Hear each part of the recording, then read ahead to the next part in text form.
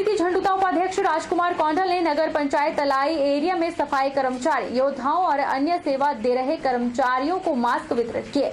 राजकुमार कौंडल ने quarantine centre तलाई में 4 जगहों पर रखे हुए लोगों को भी मास्क ड्यूटी पर तैनात कर्मचारियों के माध्यम से उन्हें भेजे हैं। उन्होंने अपने स्वर्गीय पिता रिखीराम कौंडल की यादगार में 25,000 मास्क झंडुता चुनाव क्षेत्र की विभिन्न पंचायतों में इस खतरनाक बीमारी के समय वितरित भी किए। वहीं लोगों को राशन भी वितरित किया।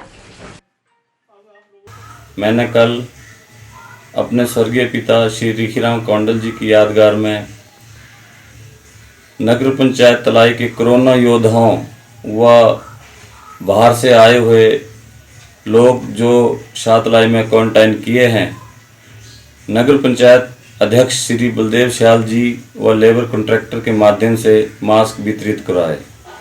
मैं यही कामना करता हूं कि वो लोग 14 दिन यहाँ रहकर अपने घर जाएं, सुरक्षित रहें, अपना ध्यान रखें, सोशल डिस्टेंस का ध्यान रखें, बार बार हाथ धोते रहें। सुंदरनगर के बस स्टैंड में आरएम विनोद कुमार के दिशा निर्देशानुसार बसों को सैनिटाइज किया गया और तमाम ड्राइवर और कंडक्टर को सरकार के दिशा निर्देशों की जानकारी मुहैया करवाई गई।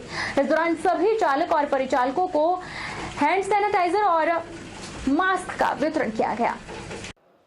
सुंदरनगर आरएम विनोद कुमार ने बताया कि सुंदरनगर में सभी बसें सैनिटाइज कर दी गई हैं और सरकार के आदेशानुसार सभी चालक और परिचालकों को हिदायतें दी गई है। इसी कड़ी में सोमवार से बसों को अपने अपने निर्धारित रूटों पर चलाया जाएगा।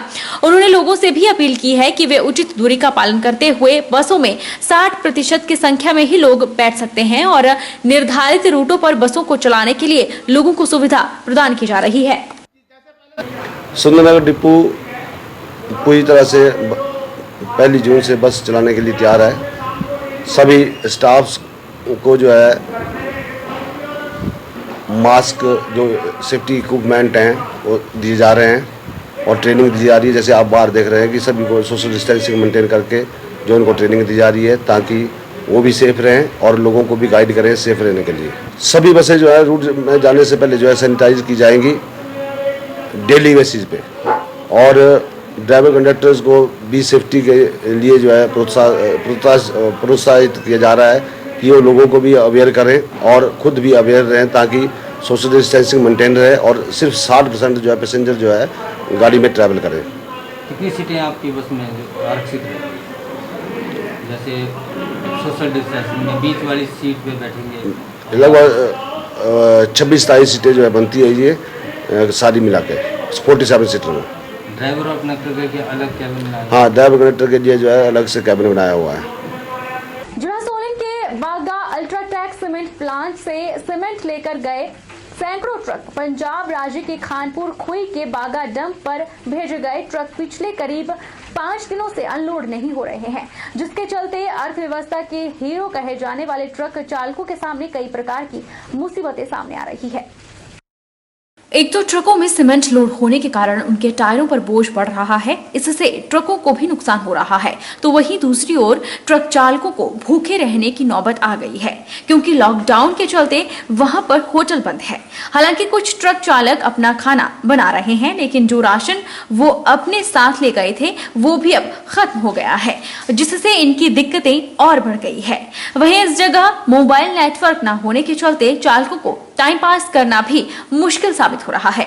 गर्मी और मच्छर भी चालकों को खासा परेशान कर रहे हैं। ट्रक चालकों द्वारा बताया गया कि खानपुर खुई में 26 मई से बागा डैम पर 150 से ज्यादा ट्रक खड़े हैं जिन्हें अनलोड नहीं किया जा रहा है। हालांकि ट्रक चालकों का कहना है कि खानपुर खुई डैम पर बघेरी के ट्रक साथ साथ में अनलोड किए जा रहे हैं। कंपनी प्रबंधन भी चालकों की एक नहीं सुन रहा। दिक्कत यहाँ पर मजदूर न होने के चलते आ रही है। भारतीय जनता पार्टी ने चंबा जिला मुख्यालय में मीडिया कर्मियों को कोरोना योद्धा सम्मान से नवाजा है। चंबा के हरदासपुरा में आयोजित कार्यक्रम के दौरान भाजपा के जिला अध्यक्ष योगराज शर्मा ने इलेक्ट्रॉनिक और प्रिंट मीडिया के प्रतिनिधियों को स्मृति चिन्ह और सैनिटाइजर देकर सम्मानित किया। जिला भाजपा अध्यक्ष योगराज शर्मा ने कहा कि कोरोना के दौरान मीडिया की भूमिका काफी अहम रही। हिमाचल प्रदेश के कई क्षेत्रों में आज हुई बारिश से लोगों ने चिलचिलाती गर्मी से राहत पाई है। मंडी जिला में दोपहर बाद बारिश शुरू हुई, जिससे लोगों ने हल्की ठंडक का एहसास लिया। एक तो लोग कोरोना वायरस के चलते घर से बाहर नहीं निकल पा रहे हैं, तो दूसरी ओर जब भी वे जरूरी सामान लेने बाहर निकलते हैं तो तपती गर्मी उन्हें घर से नहीं निकलने देती।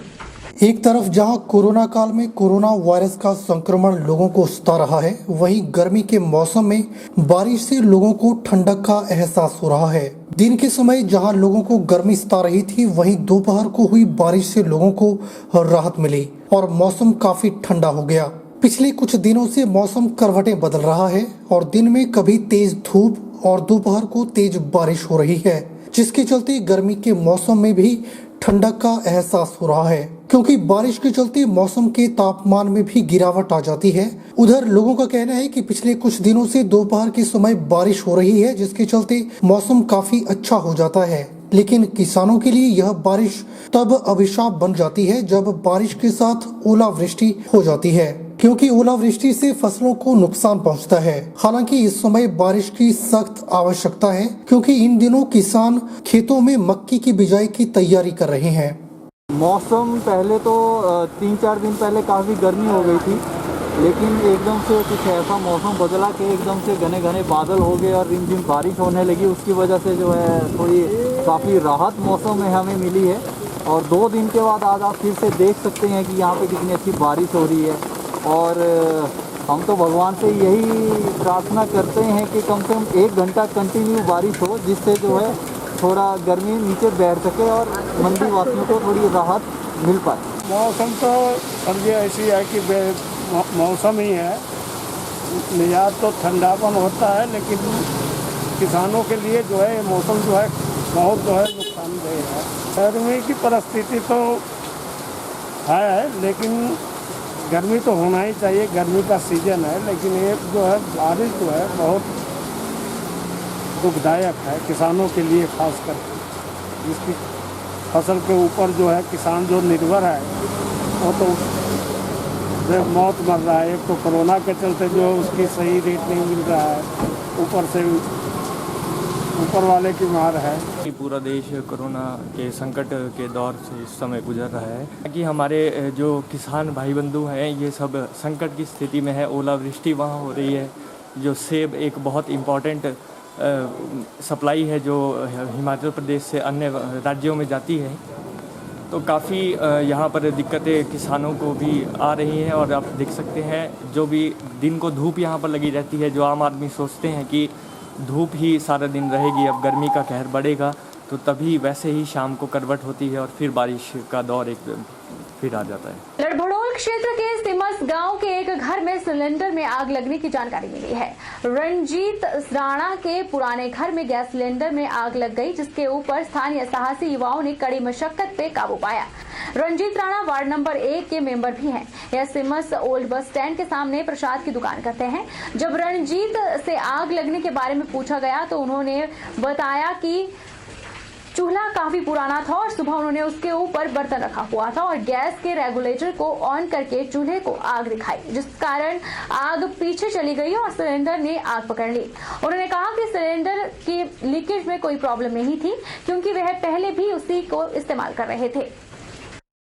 31 मई को लॉकडाउन 4 खत्म हो रहा है और देश और प्रदेश में कोरोना संक्रमण के मामले को देखते हुए सरकार ने देश में लॉकडाउन 5 लागू करने की तैयारी कर ली है। वहीं मंडी शहर के स्थानीय लोगों का कहना है कि प्रदेश में कोरोना संक्रमण के बढ़ते मामले को देखते हुए लॉकडाउन 5 लागू किया जाना चाहिए।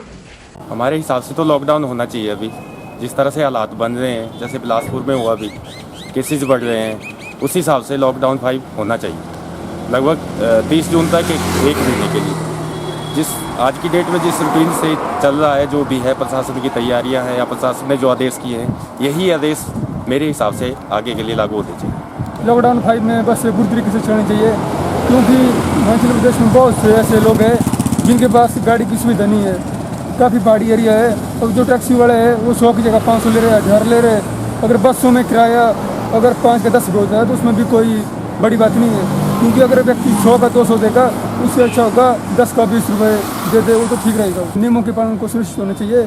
60% अगर है तो वो भी काफ़ी अच्छी बात है, 17 तो वो भी ठीक है। यानी बस से चलनी चाहिए, चाहे किराया बेशक बढ़े पर बस से चलनी चाहिए। अब हिमाचल में जो केस वगैरह आ रहे हैं कोरोना के, उस हिसाब से तो लॉकडाउन आगे होना चाहिए। तो मतलब मैं मानता हूँ कि ज़रूरी है, बहुत ज़रूरी है हमारी सेफ्टी के लिए, लोगों की सेफ्टी के लिए। क्योंकि ये मुद्दा सिर्फ प्रदेश का नहीं है, देश का नहीं है, इंटरनेशनल है।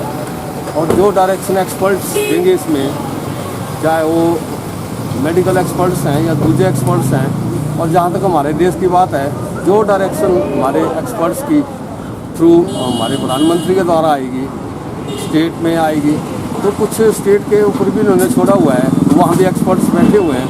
तो ये हमारी तो उसमें कोई ऐसा नहीं, हम तो ये चाहते हैं कि जल्दी जल्दी इस पर काबू हो, सब कुछ हालात ठीक हो, लेकिन इसके कुछ केसेस भी बढ़ रहे हैं, ऐसी बात नहीं है। और कुछ सावधानी जरूरी है, जैसा ही कई बार बता चुके हैं। अब ये सारी जो प्रक्रिया है डिपेंड करती है एक्सपर्ट्स पर, वो क्या फैसला लेते हैं। होना चाहिए, होना चाहिए, अगर वो तो अच्छी बात है, होना चाहिए, अच्छी बात है। क्योंकि ज़्यादा फैल रहा है ना, बाहर से आ रहे हैं तो इस करके ज़्यादा फैल रहा है, तो ये होना चाहिए और जो अभी लगना चाहिए। बहरहाल बुलेटिन में इतना ही। आप देखते रहिए HP 24/7।